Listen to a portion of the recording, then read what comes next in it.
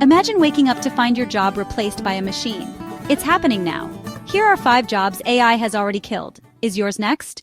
The first job on the list is tax processing agents. The U.S. government recently laid off approximately 6,700 IRS employees, about 8% of its workforce, due to AI automations handling tax processing tasks. Next, we have call center representatives.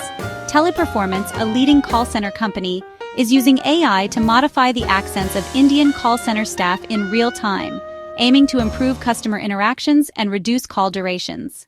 The third job AI is replacing is junior software developers.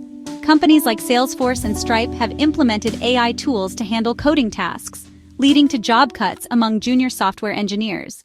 Another industry-facing disruption is warehouse work.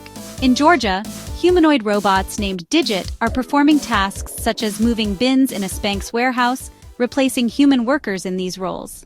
Lastly, AI is taking over journalism and content writing.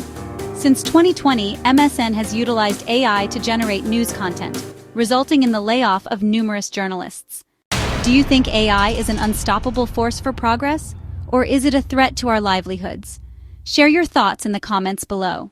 Subscribe and hit the bell icon to stay updated on how AI is transforming the job market and what you can do to stay ahead.